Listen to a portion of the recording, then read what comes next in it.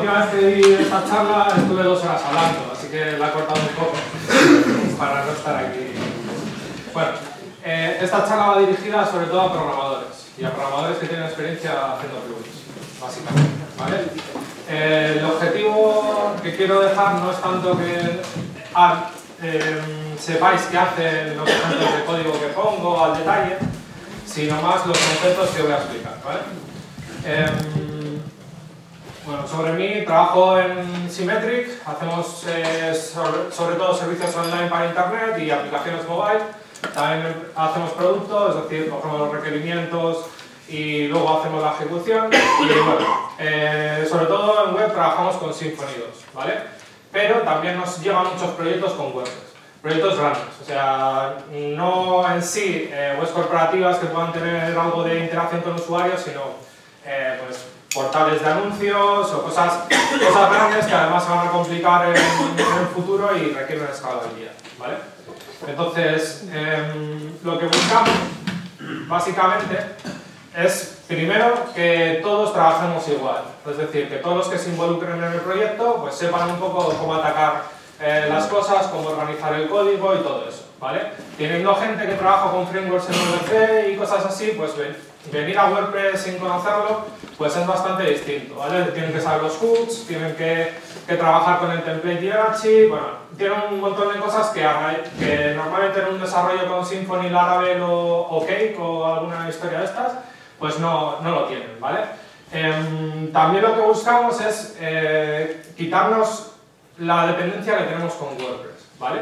No solamente por si en un futuro queremos sacar nuestro código y lógica de negocio de WordPress para llevarlo a Laravel o a WordPress o a otra plataforma sin cambiar el código o cambiando el mínimo código posible, sino por si alguna parte de nuestra aplicación hecha en WordPress requiere utilizar algo que WordPress no te da. Por ejemplo, no sé, igual tenéis un catálogo de productos que al principio era pequeño, pero luego crece a millones y se tiene que posicionar en un mapa. Vale, pues igual eso tirar de la tabla WP Post, pues es un poco de locura, ¿no? Gestionarlo. Igual tenemos que cambiar justo esos posts, esos listados, esos loops, por loops que vengan de Mongo, por ejemplo.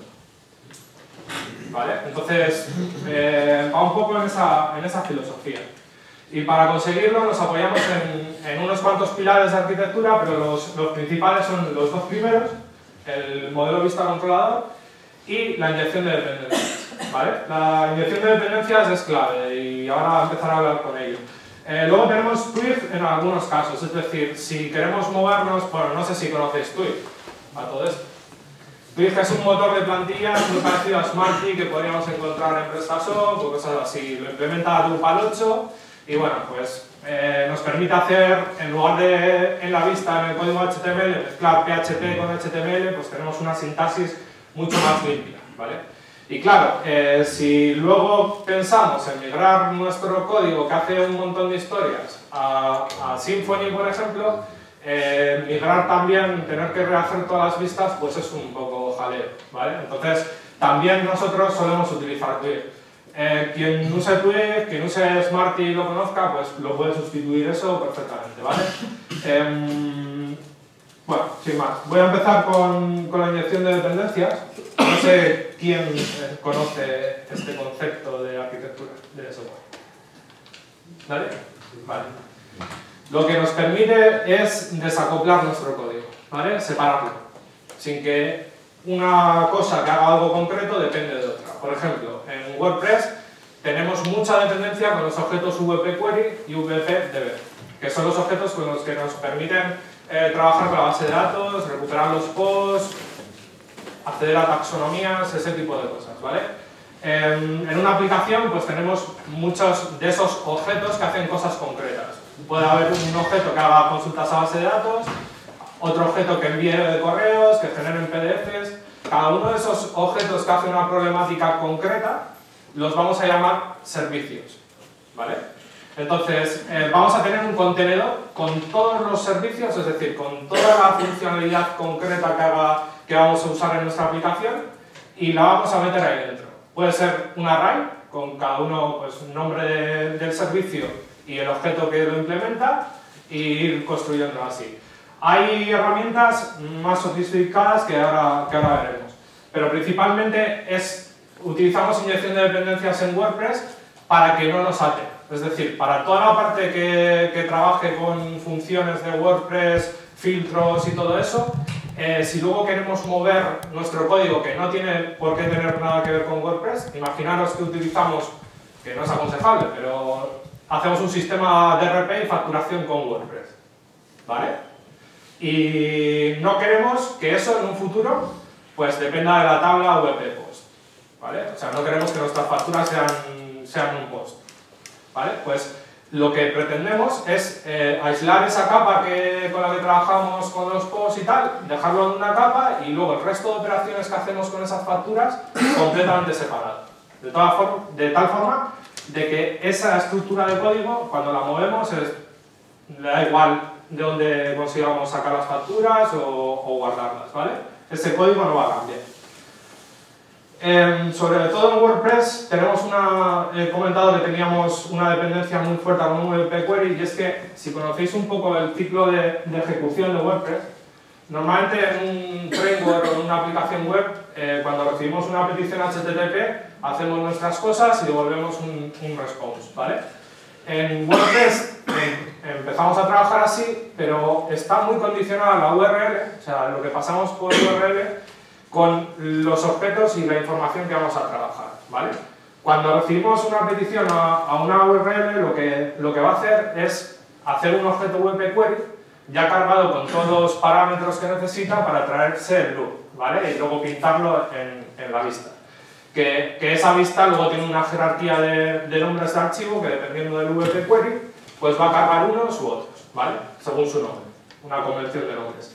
Y en medio de estos puntos, se disparan acciones y filtros, ¿vale? Que las acciones nos permiten manipular cómo funciona WordPress, y los filtros nos permiten modificar la información que se va a mostrar o que pasamos de un punto a otro, ¿vale? Por un ejemplo concreto, si por ejemplo accedemos a una URL que sería categoría animales, internamente WordPress lo va a traducir a index.php y le va a pasar el argumento category de animales, ¿vale? Internamente, en el segundo paso, va a crear el objeto WP Query y le va a pasar esos argumentos. Y después, como es un category, una taxonomía que viene por defecto en WordPress, va a buscar el archivo dentro del theme que se llama category.php. Y ahí ya nosotros ponemos el loop y es donde dibujamos los posts y todo lo que solemos hacer en WordPress. Bueno, ¿dónde entra la inyección de dependencias aquí? Lo vamos a ver. Tenemos varias opciones para gestionar la inyección de dependencia de forma fácil. Yo, para poner los ejemplos, como más o menos intuía que no había gente que había trabajado con ello, he usado un Pimple, que no es más que una clase súper sencilla, y básicamente se van definiendo las dependencias de esta forma, ¿vale? Voy a explicar qué es cada cosa, ¿vale? Primero, lo que tratamos de hacer es separar toda la capa donde vamos a acceder a los posts en su clase, ¿vale? Y esa clase va ya a utilizar el WP Query y va a hacer sus operaciones como si trabajásemos con WordPress normalmente, ¿vale? Y luego tenemos otra capa que será el modelo, el blog.model, que será otra clase, pero que ya no dependa del WP Query, para nada. O sea, no va a saber cómo acceder a los datos. No va a saber ni siquiera que nuestros datos están en MySQL. Podrían estar en un servicio web externo, en una API, o podrían estar en un MongoDB, donde sea, no le interesa. O sea, simplemente él quiere la información y tratarla y hacer cosas, ¿vale? Entonces, lo que va a recuperar es un repository, y el repository sí que va a ser una clase que implemente pues, el objeto WP Query, lo mete en el constructor y después pues, va a tener su configuración para traerse los posts, ¿vale? Algo importante que tenemos que ver aquí, y es que cuando creamos el blog repository del WordPress, lo inyectamos en el WP Query, pero este repositorio tiene una interfaz aquí, repository e interfaz. Y esta interfaz lo que le obliga a esa clase es a tener un método que es getPost, ¿vale? Lo que haga internamente para traerse los posts le trae sin cuidado, ¿vale? En este caso, nosotros hemos inyectado el WP Query global, el que tenemos acceso ya en WordPress, normal, y hemos hecho una query para traernos los posts paginados y con un límite, ¿vale? Pero al resto de la aplicación le da igual que hagas esto. Podría ser, por ejemplo, una implementación con MongoDB que implemente esa interfaz e internamente haga otras operaciones para traerse esos posts o esa información de un MongoDB.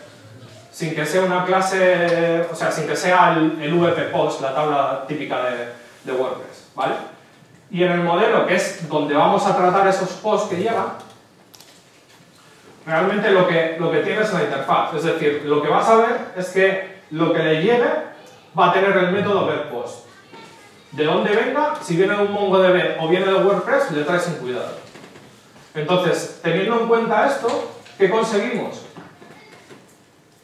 Pues conseguimos que en nuestro modelo hacemos nuestra lógica, yo que sé, pagamos una factura, la exportamos en PDF, lo que sea, ¿vale?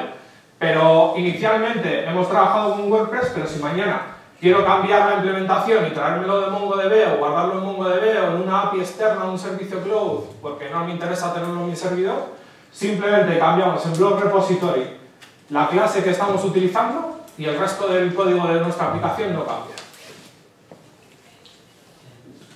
O sea, es gratuito, mover de un sitio a otro. Solamente tendríamos que hacer la clase que recupera los posts.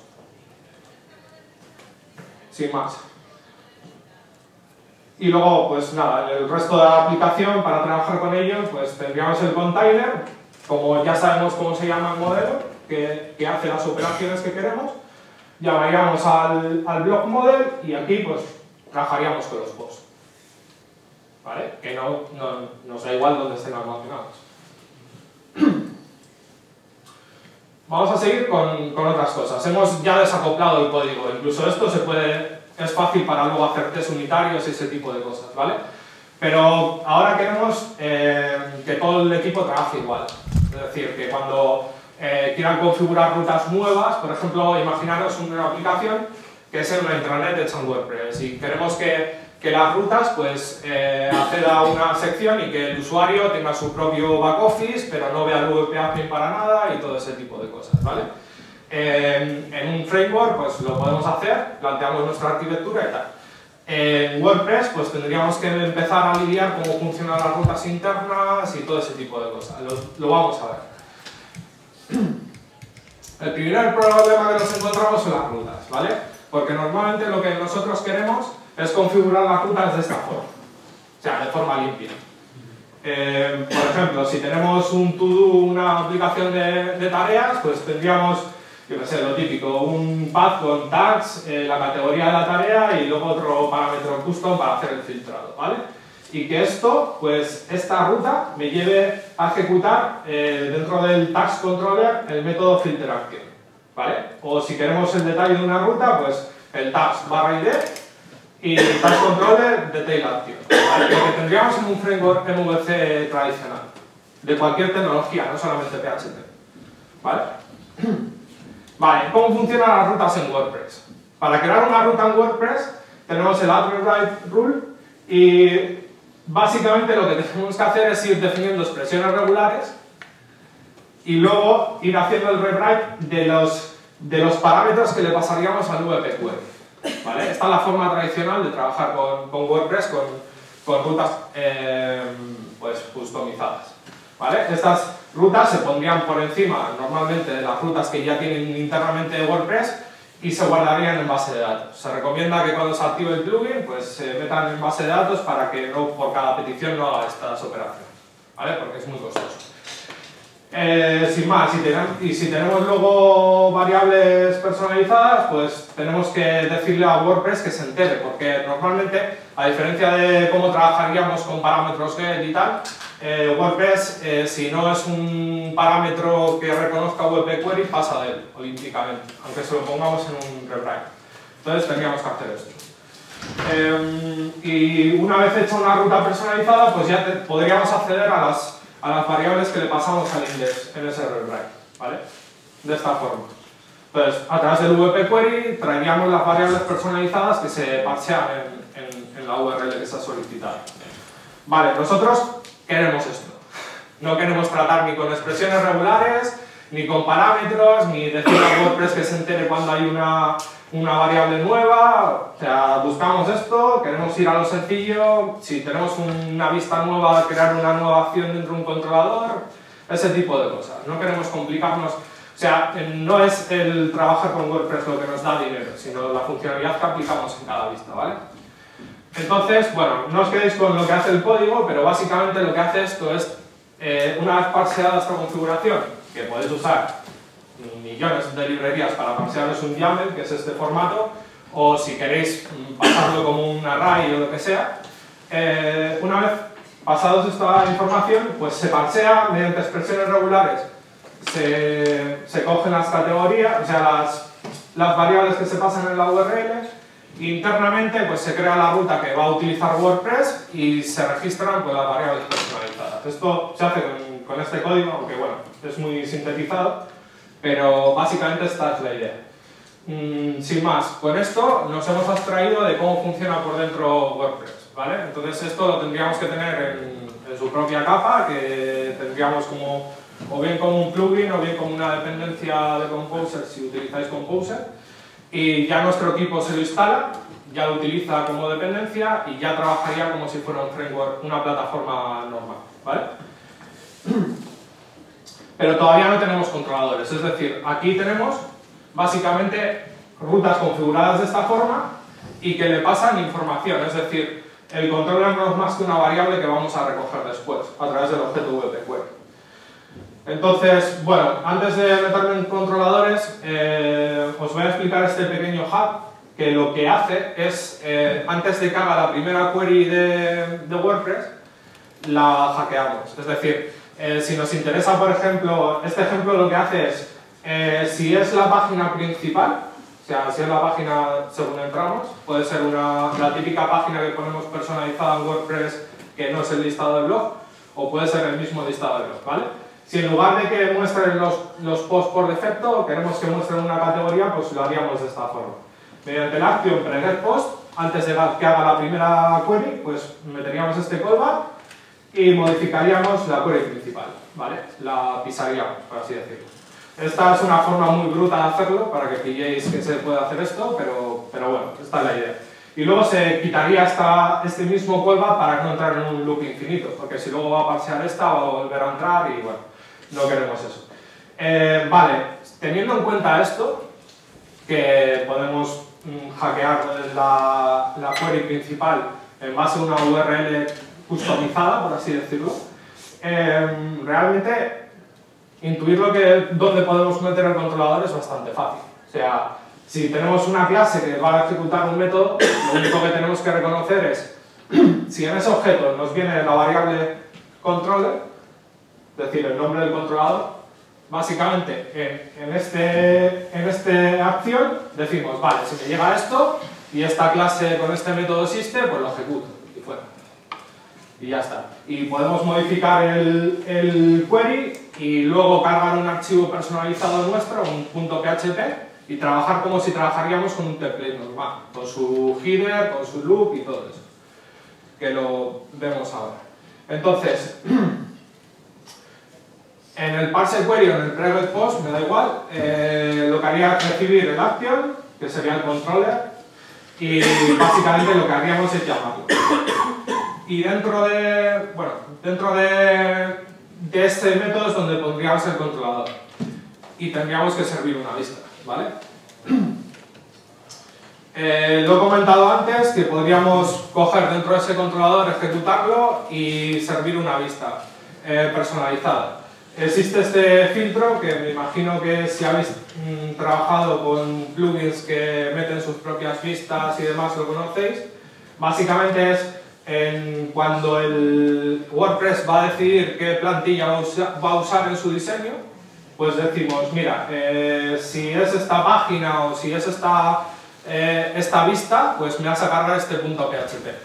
Y básicamente vamos a trabajar con ello, en lugar de seguir la jerarquía de templates de WordPress, porque igual tenemos una query que no encaja con la jerarquía de WordPress, es muy custom. Es editar los detalles de un usuario en una sección interna que estamos creando para él y que no es el WP Admin. Entonces, pues básicamente cogeríamos y tendríamos nuestra estructura yo que sé, dentro del theme tendríamos el account y tendríamos el data, ¿vale? Y ahí pondríamos pues toda la información del usuario para que la cambie y demás. Bueno, y por fin, el controlador. Podríamos tener algo como esto. Ya sabemos que vamos a recibir una ruta de las nuestras personalizada y que va a ejecutar, por ejemplo, el index action.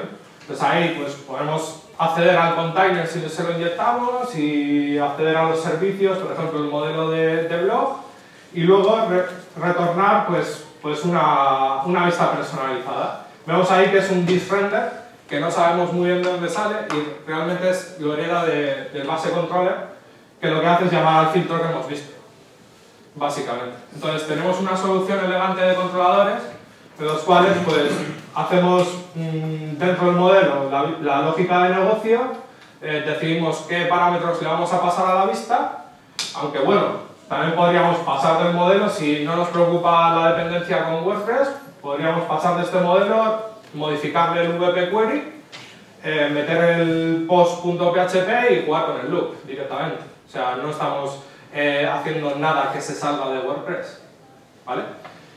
Pero si realmente queremos salirnos de WordPress y utilizar Twig, por ejemplo, es decir, no cambia el controlador, no cambia un modelo y tampoco queremos que cuando migremos cambien las vistas. Queremos reutilizar todo eso para conservar el trabajo que hemos hecho. Pues básicamente podríamos tener otro base controller y cambiarlo y que aquí, pues, a través del contenedor de servicios nos sacamos el Twig y renderizamos la plantilla. Con esto ya hemos hecho reutilización total. Es decir, tenemos la configuración de rutas, tenemos el modelo, tenemos los controladores y tenemos las vistas. Lo único que tenemos que implementar cuando migremos es el repositorio de datos, es decir, de dónde sacamos la información y dónde la vamos a persistir. Si migramos a Symfony, con hacernos un repositorio Doctrine ya nos valdría. Si migramos a Drupal, si migramos a tal, o si cambiamos una parte de nuestro WordPress por MongoDB, pues sin más. O sea, esto no lo tendríamos ni que tocar. O sea, todo el trabajo de diseño y todo el trabajo de módulo. Sin más, la idea de esto no es que pilles todos los conceptos, sino que veáis otra forma, otra perspectiva de afrontar los desarrollos, ¿vale? Y bueno, os dejo aquí unas herramientas, así para la inyección de dependencias, para parsear configuraciones YAML, para los templates, que bueno, a nada que investiguéis, pues ya las tenéis porque son muy conocidas fuera de WordPress. Y un par de cosillas más. Si hacéis plataformas grandes que administráis vosotros y que el usuario no instala plugins, o sea, no queréis que instale plugins para que no la líe y los themes los tenéis acotados y tal, echadle un ojo a wp packages, que se integra perfectamente con Composer. La ventaja que nos da Composer es que la gestión de actualizaciones de plugins, themes y tal, se nos simplifica al máximo. Es decir, esto lo que hace es se sincroniza con el repositorio de código fuente y podemos decir nuestros desarrollos con qué versión exacta, con qué commit va a trabajar bien, ¿vale? Entonces, lo gestionamos con un composer.json y ahí decimos las versiones y todo con lo que va a requerir nuestro desarrollo y de ahí no se sale, ¿vale? Esto para gestionar plataformas grandes, privadas, multisites y cosas así viene de lujo. Y por último, recomendación de hacer test, no necesariamente TDD porque el TDD implica hacer los tests antes de desarrollar, pero sí que tener test para cubriros antes de subir a producción, comprobar de que todo esté funcionando correctamente. Si hacéis inyección de dependencias y investigáis un poco cómo trabajar con ello, os vais a dar cuenta que entrar en el mundo de los tests si no habéis entrado ya va a ser mucho más sencillo, porque vuestro código está más desacoplado. Entonces, vais a tener muy bien diferenciadas cada una de las partes de vuestra aplicación, cada una de vuestras funcionalidades y encima le podéis dar cobertura y calidad, ¿vale? Y sin más, con esto, pues lo que pretendemos sin más es que el código sea poesía, tal y como dice el mantra de WordPress. Y esto era lo que tenía planteado para hoy. Si tenéis alguna pregunta.